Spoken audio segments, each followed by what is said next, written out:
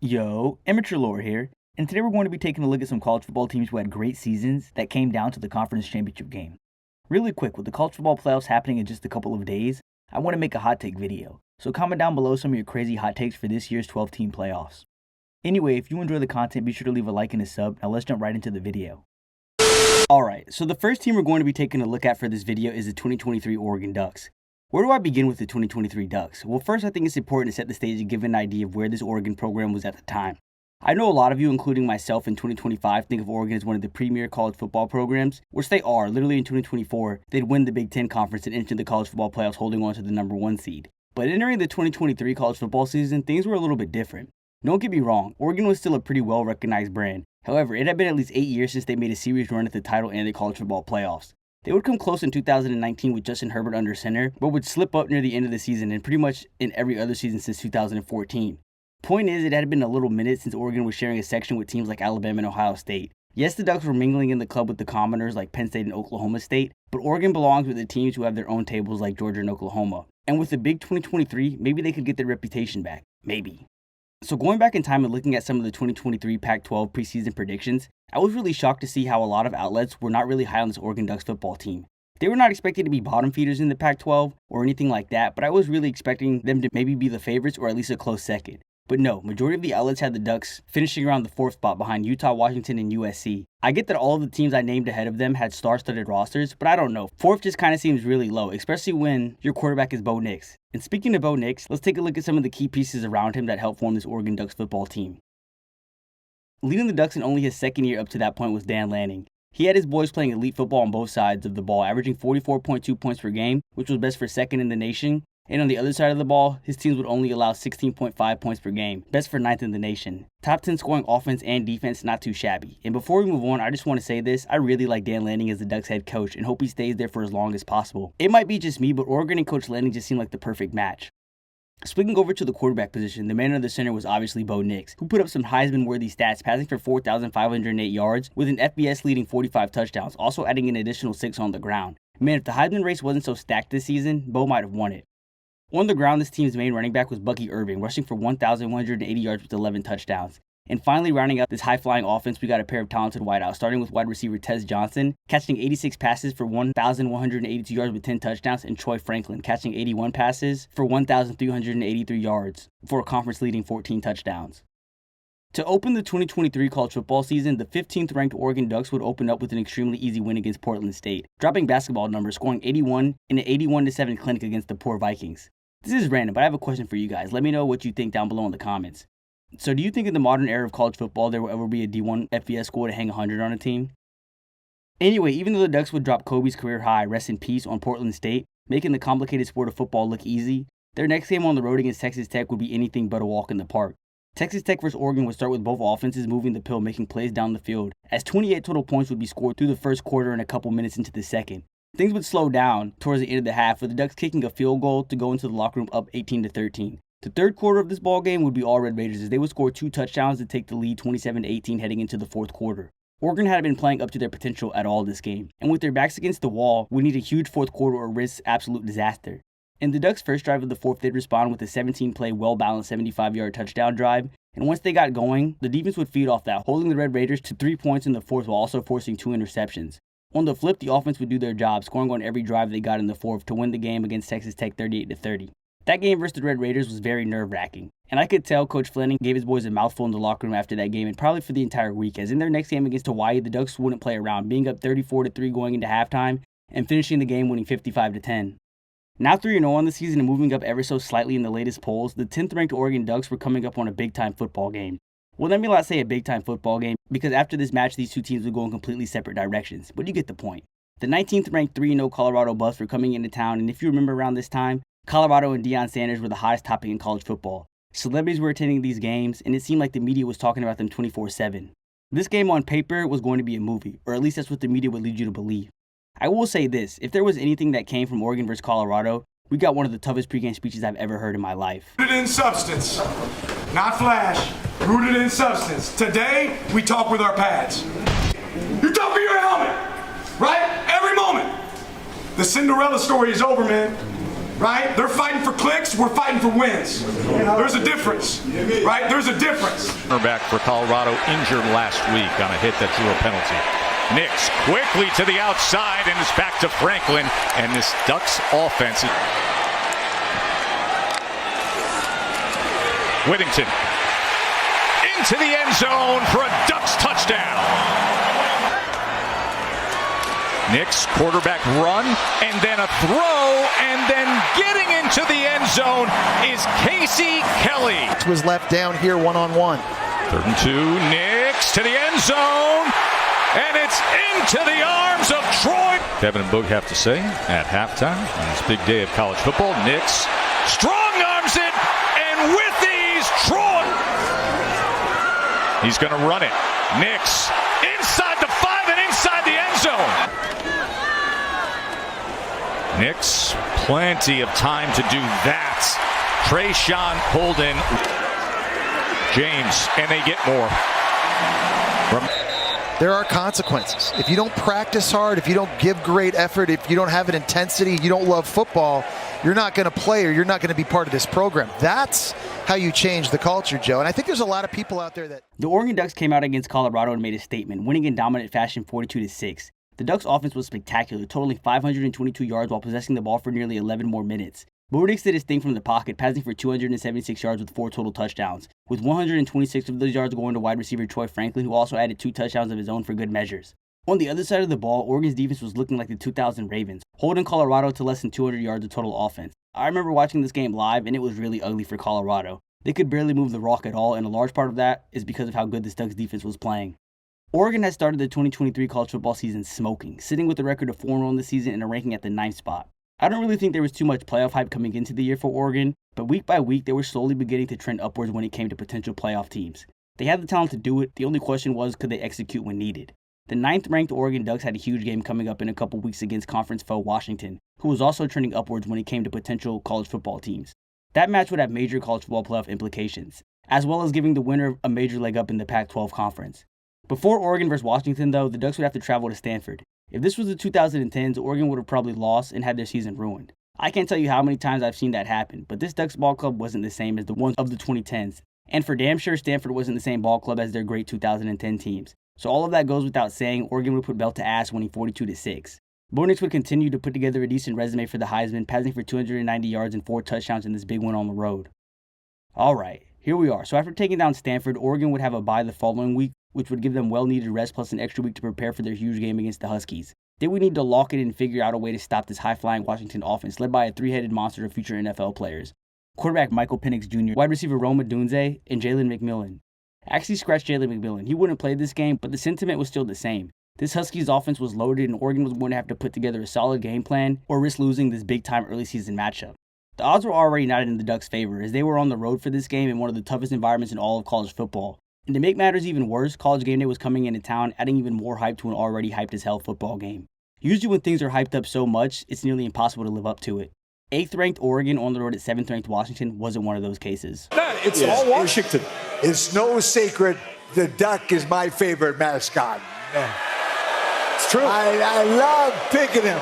Ladies and gentlemen, boys and girls, this pick is strictly business. Give me Harry.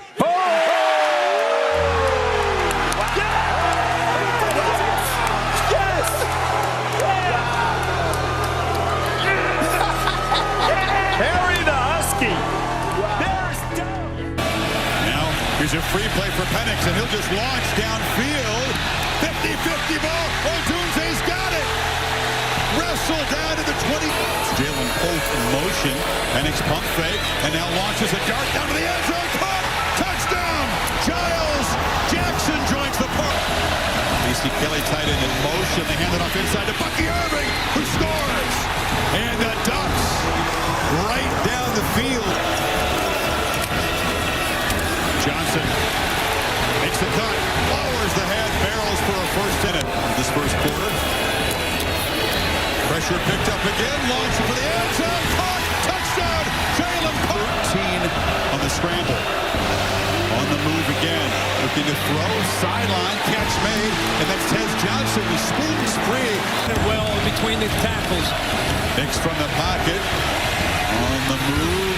Scanning. Throws back end zone. Caught. Touchdown Patrick Herbert. And the play fake. End around. Jeremy Bernard looking to throw. And delivers a high throw. That's caught on the side. Patience. Johnson has it. Tries to get to the edge. And he will score diving to the purple. Double team to climb into those backers. Nix with a long throw, low, scooped up on the edge, and Trayshawn Holden gets it up and drives it through. Ducks rush for Penix, sideline out, intercepted. Odunze cut in. Nix on the move, directing traffic, lobs to the end zone, heavy traffic, broken up, and the Huskies get a fourth down stop. And sliding to a different position here is Penix. Lost for the end zone. Jump ball caught. Touchdown. Odunze. And the Huskies stretch. Next pump fake into the secondary. Ferguson was turned loose a bit, and he's got first down at the 5 is what they need. Throw instead inside the 5. It's low. It's incomplete. Didn't quite get Very, very nicely. Easy throw for Nix. Four-man rush, lots of time, launching downfield, wide open is Franklin. Holt motions across. Penix has plenty of time, slings it, incomplete. Want it to work, we'll see if it pays off in the fourth. There's Nix on the move and launching downfield. Franklin's got it, and he's dragged down inside the 15. Deep ball, he's got it. Stutter step, backing up, barreling all the way to the end zone. Jordan James would not be denied, and the Ducks claim the lead. Pope in motion, Johnson on the pitch, makes a cut, fights, takes a shot, reaches, he's short.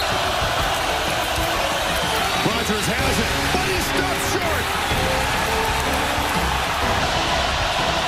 Rolls out, they're going to throw for it. Incomplete! Huskies take over.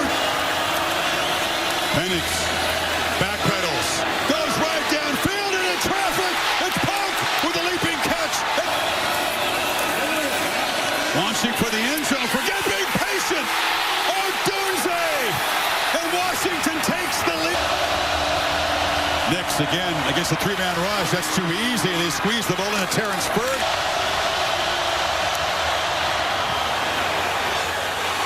Missed it! And the Huskies survive! Oregon vs. Washington would be one of the best games of the 2023 college football season, but unfortunately the team we're covering today, the Ducks, would lose in a tight one 36-33. Oregon played good, really good. They would actually own the box score, winning the total yards battle, outgaining Washington by nearly 125, with 541 total. They won the turnover battle, and the same goes for the time of possession battle. I'd hate to say this game came down to one play in particular, but that decision to go for it on fourth down late in the fourth quarter really came back to bite them in the butt. Even though Washington would turn the turnover on downs into 6 extremely quick, Oregon still had plenty of time to tie or win the football game. And to their credit, they would get into field goal range in no time, putting their kicker in a great position to tie this ball game and send it into overtime. As we all saw though, he would miss wide to the right, resulting in the Ducks' first loss of the season. Now, while losing in the manner Oregon did to Washington never feels good, a lot of people left that football game feeling like Oregon was the better football team. So if they could bounce back and run the table, it would set up potentially a rematch against Washington in the Pac-12 championship game. The loss of the 7th-ranked Huskies would bring the Oregon Ducks record on the season to 5-1 and would only drop their ranking one spot back to the 9th spot in the latest polls. Oregon would have to wait a couple months to get their revenge on Washington if everything played out perfectly, but their next game was against the next best thing, the Washington State Cougars. This game was all Ducks as they would win in a dominant fashion 38-24. Oregon was in control of this ball game from the second quarter onward, totaling 541 yards of total offense with 0 turnovers. Bo Nix would keep his Heisman hopeful campaign going strong, passing for 293 yards and 2 touchdowns. Washington State was able to hang 24, but to give some context, they scored a touchdown with like 50 seconds left. It was basically in garbage time, and for those who forget, in 2023, future number 1 overall pick Cam Ward was the quarterback of Washington State. Overall, a great bounce-back win for the Ducks and well-needed because Oregon was getting ready to embark on one of their more tougher stretches of the 2023 college football season. Let's set the scene. Oregon was set to go on a 4-game stretch of Pac-12 play, traveling to 13th-ranked Utah, 2 home games versus California and USC, then another road game to end the stretch against Arizona State. Since Oregon had already lost the game earlier this year, their goal for this stretch and the rest of the 2023 college football season was simple: win. Anything other than that would mean Oregon would be left out of the college football playoffs, and with how much NFL talent was on this team, this Oregon program could not afford to let this uber-talented roster go by without at least making it to the playoffs. 4. Nix over the middle, caught. James, touchdown, Oregon. Irving remains in the game at running back. Here's Nix in the end zone. Touchdown. Before he goes to the ground. He gained 20. Irving outside. Buck Wild. Bucky Irving Is moving backward. First down and goal to the 5. Nix throws it out wide, and a score for Oregon. It's been flagged. Oh, Tez Johnson's behind. Tez Johnson gone. 10-yard gain. Nix floats it for Johnson. Has it. Fully trust Bo Nix will do it the right way. And this is a touchdown for Bucky Irving. Patrick Herbert in there. Oh, it's not Herbert. Nix rolls out, has a wide open man for the touchdown. Sometimes, but this guy right here is special, man. I love his style. 5 wide for Nix. Back shoulder throw. He's got it. It's Tez Johnson. Tez Johnson. Colin Johnson. Touchdown. Got to go to this outcut here in this inside zone. Lloyd. Touchdown. And he came over to take this position. Getting to work with Nix. This pass, beautiful. And it's Troy Franklin. Look at that speed. Phil Knight has already signed him up. Irving remains the setback. On second and goal, over the middle. Caught, touchdown, Ferguson. From the 21.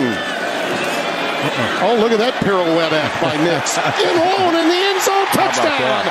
Boy, 9th play of the drive. Nix fakes the pass over the middle, caught. Zone touchdown. First time they had it, came up empty though. Nix back to pass, set up the screen. That's Herbert on the tight end screen with a convoy in front. Herbert following blockers. Touchdown, Oregon. Second and 5 before Nix. Might not matter. Nix end zone touchdown. Load up the middle. Here come the Sun Devils. Nix going deep. Another score. Goes in motion. Nix to pass again. Nix looking middle. Caught. Touchdown Ducks. What a first half statement. Tez Johnson on the score. The Ducks would need to be perfect during this stretch to keep their college football playoff hopes alive, and that's exactly what they would do, going 4-0, defeating 13th ranked Utah 35-6, California 63-19, USC 36-27, and finally to end the stretch of 49-13 win against Arizona State. The biggest win during the stretch of conference play had to be the Ducks' blowout against 13th ranked Utah on the road. Oregon walked into a pretty hostile place and put belt to ass. Bo Nix was especially impressive, passing for 248 yards and 2 touchdowns, torching this great Utah Utes defense all day long. That big win to begin the stretch really set the tone, as Oregon would carry that momentum, dominating the rest of their opponents. Oregon was all over California, walking them down and hanging a nasty 63 points on the Golden Bears, while totaling nearly 600 yards of total offense. Staying with the theme of teams who play football in the great state of California, against USC, I know the final score of 36-27 makes it seem like this game was a lot closer than it really was, but Oregon would be up 36-14 entering the fourth quarter, playing on cruise control. I know I said Bo Nix went crazy on the Utah defense, but he might have played his best game of the 2023 college football season against USC, passing for 412 yards and 4 touchdowns. Wait, I might have spoke a tad too soon, because Bo Nix's game against Arizona State, well at least the first half, might have been his best game so far of the season, passing for 404 yards in total, and get this, in only the first half, Bo Nix would pass for 6 touchdowns. Man, where is this Bo Nix in the NFL? I swear every time I choose this man on my Parlazzo, for literally anything, he turns into freaking Alex Honeybrook. Anyway, the Oregon Ducks would now be sitting with the record on the season of 10-1, with the ranking at the 6th spot in the latest polls. After going perfect through that little 4-game stretch of Pac-12 conference play, the Oregon Ducks would now be sitting with the record on the season of 10-1, with the ranking at the 6th spot in the latest polls, after going perfect through that little 4-game stretch of Pac-12 conference play. Right now as it stood, the Ducks were in prime position to snatch out one of the 4 sought-after college football playoff spots. They were ranked 6th in the country and had one more game left in the regular season to play, and if they were to win, they'd be matching up against the 3rd-ranked Washington Huskies in the Pac-12 title game, where the winner would be guaranteed a spot in the big dance. Things were setting up nice for the Ducks, but they still had to survive rivalry week if they wanted to even think about the college football playoffs. Oregon really must have had a bad taste in their mouth from losing the Civil War last year, and they would come out and beat Oregon State pretty easily 31-7. The Ducks offense would go off for 480 yards while not turning the ball over and would also dominate the time possession battle in this pretty easy win. 11-1 ranked just one spot out of the college football playoffs, sitting at the 5th spot. It was time for one of the most hyped conference championship games in recent memory. The stakes were so high in this one, as we had 5th ranked Oregon versus 12-0 3rd ranked Washington Huskies, and pretty much a wild card playoff game, as the winner of this match would not only win the Pac-12 but would also be a lock for the playoffs. There was no redos, this game was it. The field was filled with stars, the sidelines were being managed by 2 stud head coaches, and the men under center were both future first round picks. Ducks vs Huskies. Winner advances to the college football playoffs. Penix backpedals, delivers across to Odunze. It's a first down inside. The Huskies up early here. No problem for Gross, the sophomore. Play clock at 8. Johnson on the edge, racing and muscling his way. Touchdown. Junkie that he is. 2 tight ends in the game. He's looking for one of them on the far side.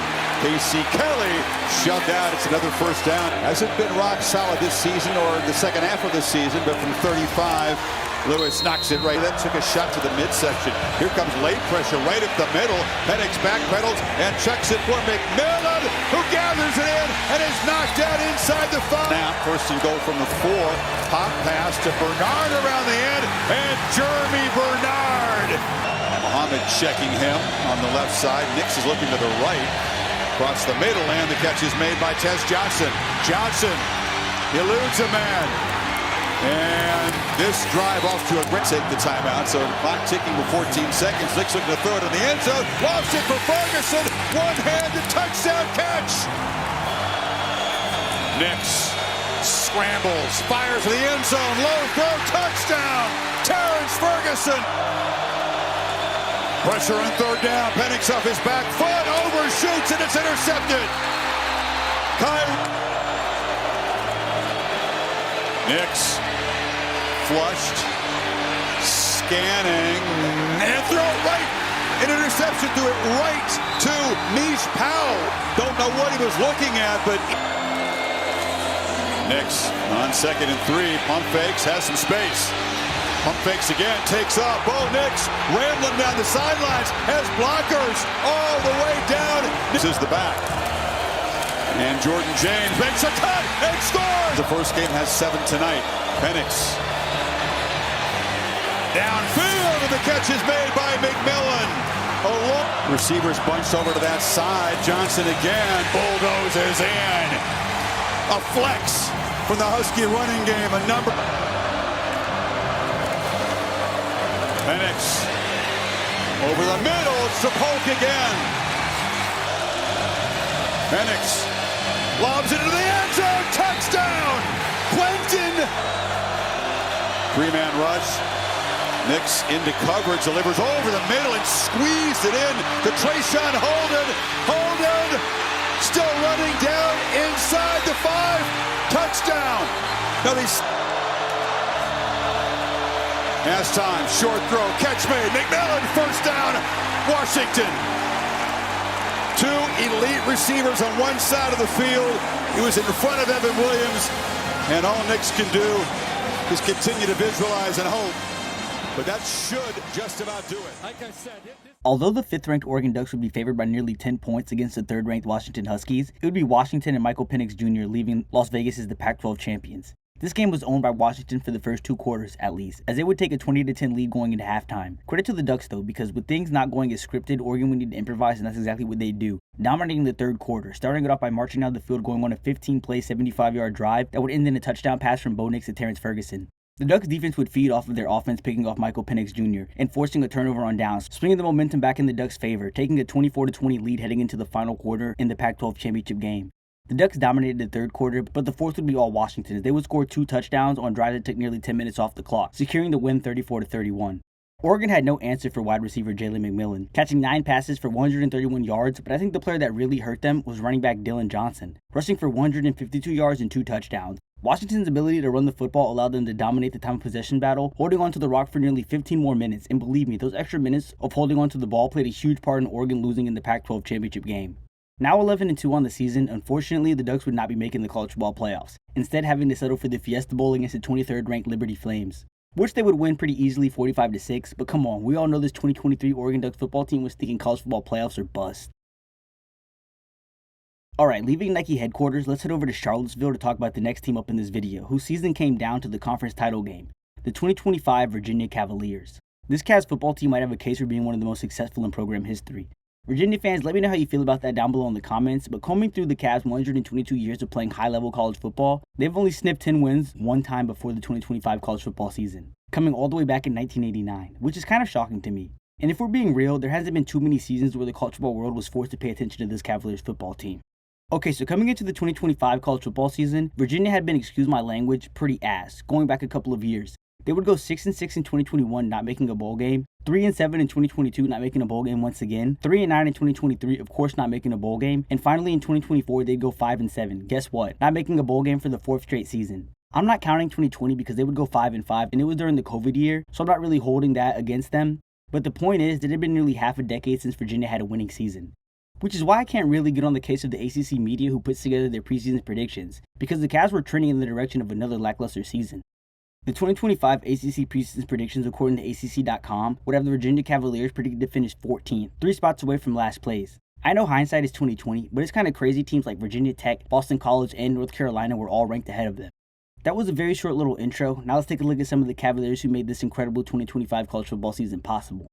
Leading the program in his 4th year up to that point at head coach, we have Tony Elliott. Coach Elliott was in his bag, sort of, this season. His team would win 4 one-score games, 3 of which went into overtime. I find that usually a good head coach will put his squad in a position to succeed in one-score games, and that's exactly what Coach Elliott would do. Well, for the most part.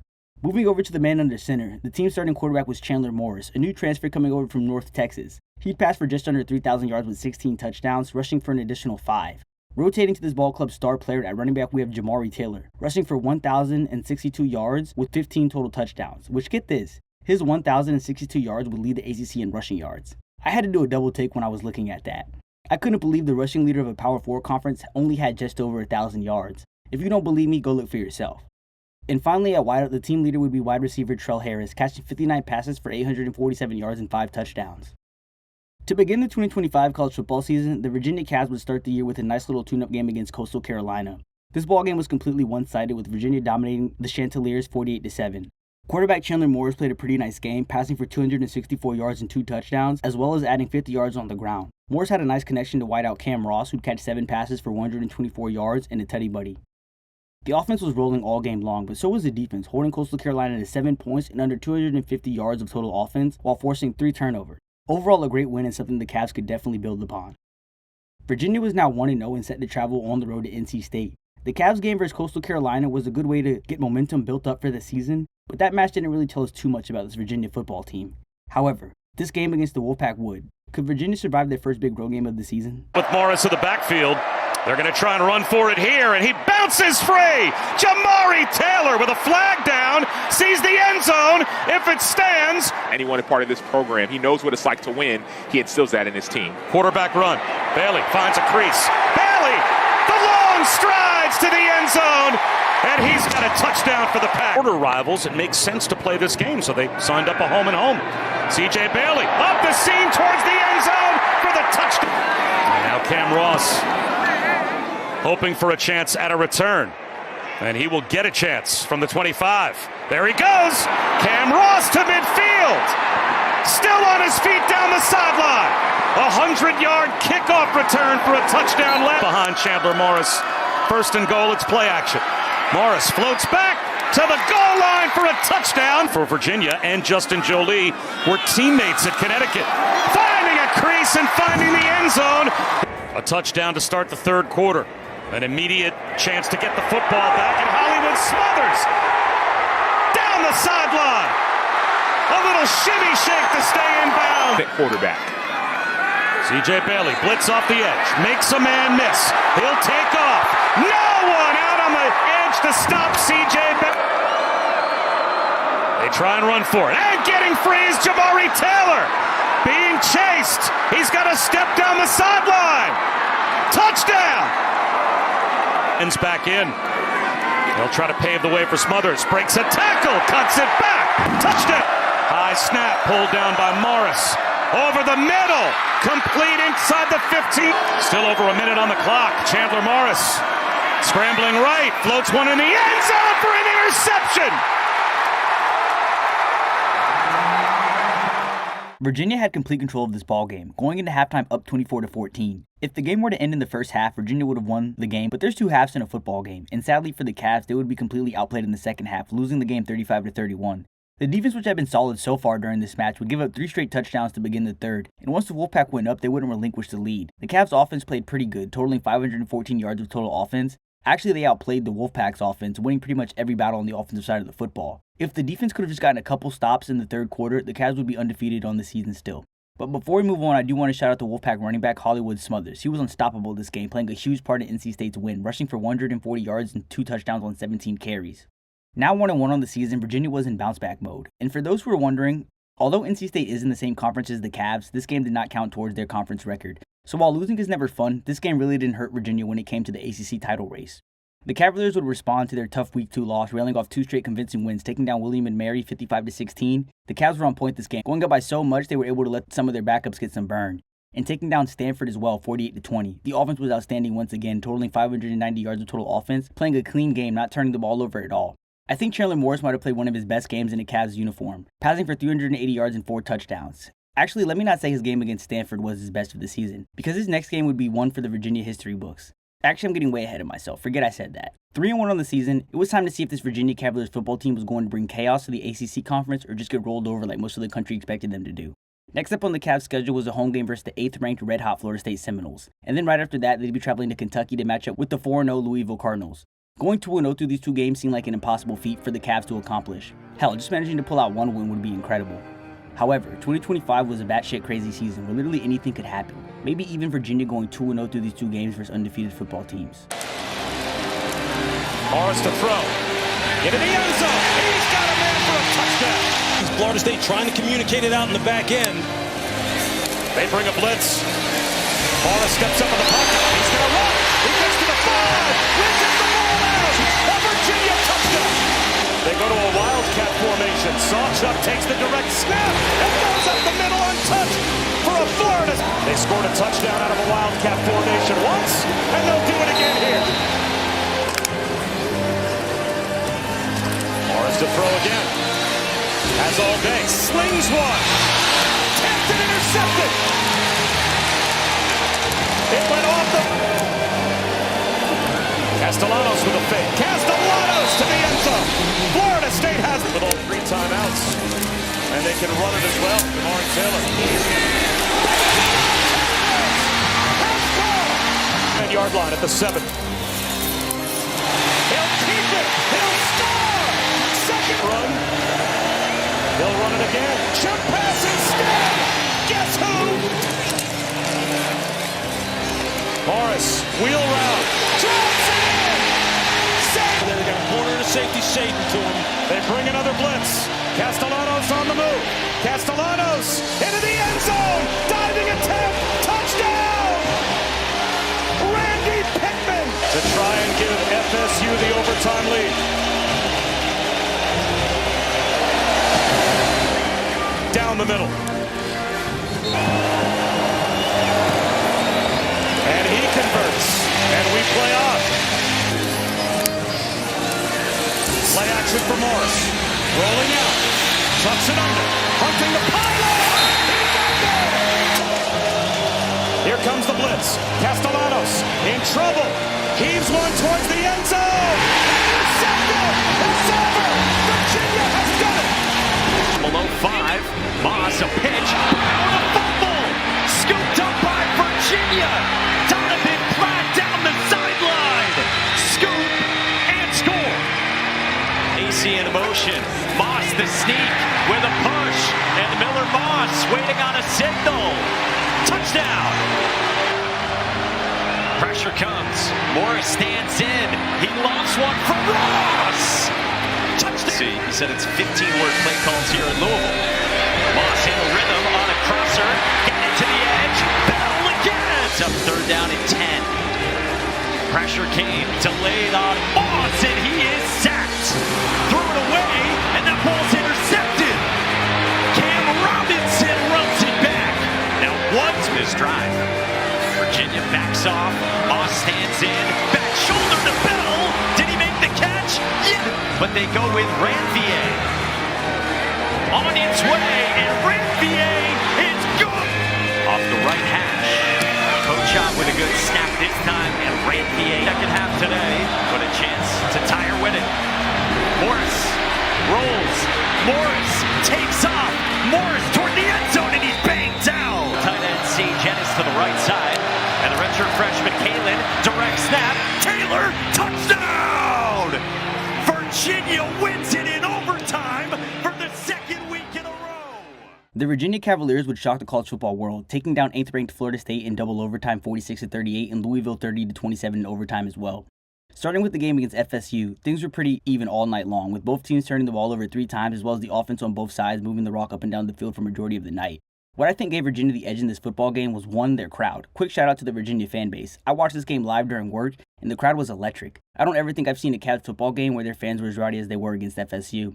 And 2, quarterback Chandler Morris. He played one of his best games of his career and one of the biggest.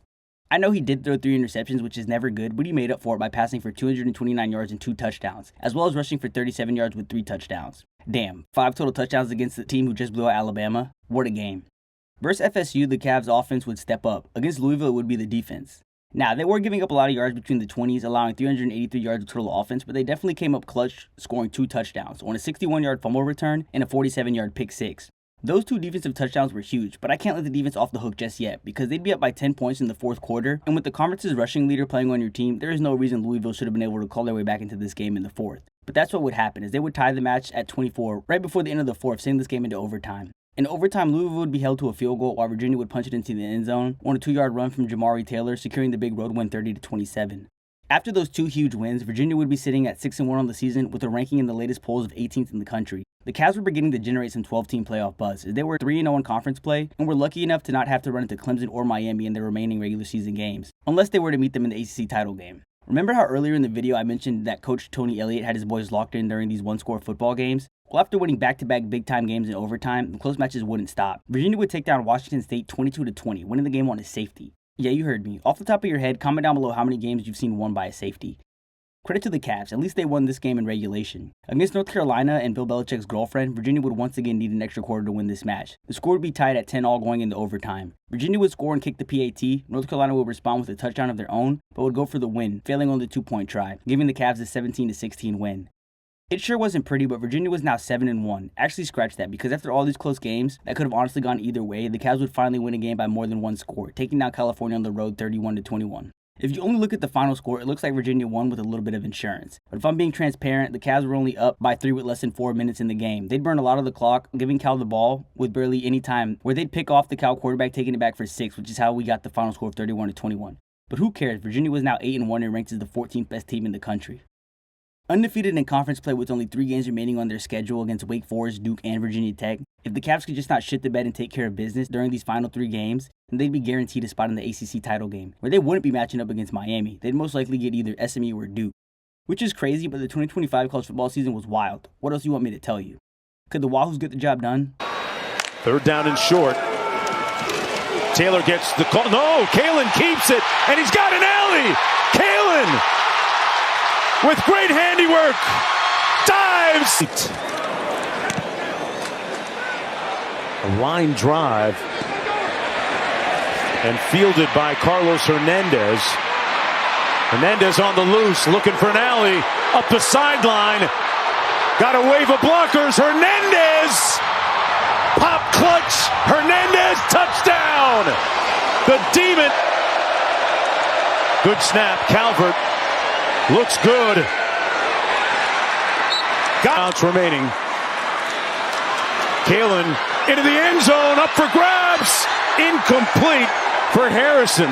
Of the opening drive of the game. Taylor with a cut and a touchdown. What a drive, showing pressure. Morris on the roll, backpedaling, floats it, and he's got Zay Jennings. Fake it to Taylor. Morris on the roll, and Morris finds Harris. On it 2. Option, pitch. Taylor with a cutback. Jamari Taylor's off to the races. And Virginia is steamrolling in this one. 78-yard. Offensive lineman in the game. Direct snap it again. Taylor met at the goal line. Still pushing. Touchdown, Virginia. Seen it once already. Direct snap. Jamari Taylor's going to throw it. He throws it. Touchdown, St. Dennis. Morris the key. Got away from Stevens. Put in the ground. Chandler Morris.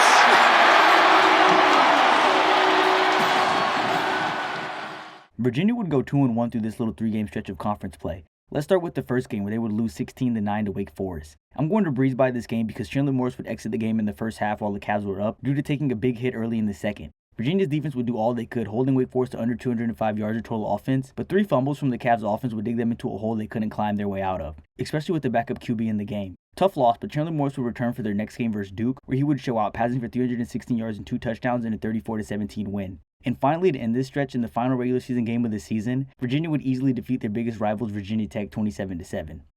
10-2 on the season, with the ranking in the latest polls at the 17th spot, the Virginia Cavaliers had secured a spot in the ACC title game with the chance to do the unthinkable. Bring home a conference title for the first time since 1995, when they shared it with Florida State. And even more importantly, a guaranteed spot in the 12-team college football playoffs. Only one team stood in their way, a team who they had already matched up with and beat just only a couple of weeks ago, the 7-5 Duke Blue Devils. The ACC was rooting for Virginia. The on-the-fringe playoff teams were rooting for Duke, and the rest of the college football world wanted chaos. Could Virginia make history, or would the light shine too bright for a team who has never been in a situation like this before? And who's ready to take the field? Off one of the great seasons in school history, 10 wins, matching the school record. A 9.5-minute drive, a Virginia blitz, a screen against it. Jeremiah Hazley, touchdown! Darian Mensah, intercepted! Underthrew his intended receiver. Lifesaver for this Duke defense. On the check down, Jamari Taylor. Nifty run after the catch, and a touchdown! For UVA, their first of the night for a 9-yard loss. Mensah on 3rd and 14. Deep ball, single coverage. Diving catch. Made by USC, the only quarterbacks with more. He's a terrific deep ball thrower. Shepard stayed on his feet and scores from 45. This is from 24. The opening seconds of the fourth quarter, a huge play. Morris going to the end zone in double coverage, and it's broken up. Out of the end zone, Morris. And it's intercepted. History. Only Ross Martin has more career points. Humanly possible. Steps up into a clean pocket on target. Here's Cam Ross. He slips down. One they really have to have with under 4 minutes to go, and he made it. Right down the middle. Without the penalty, they would have had to use another timeout. Here's Nate Shepard. And he went out of bounds. Make sure you get the first down. That's what it looks like they're trying to do. And then a lot more. Whaley down to the 30 quickly. 25 seconds to go to the end zone. It is caught by Wood for a touchdown. The official threw his hand. He was out of bounds for sure and came back in. Just outside the 1.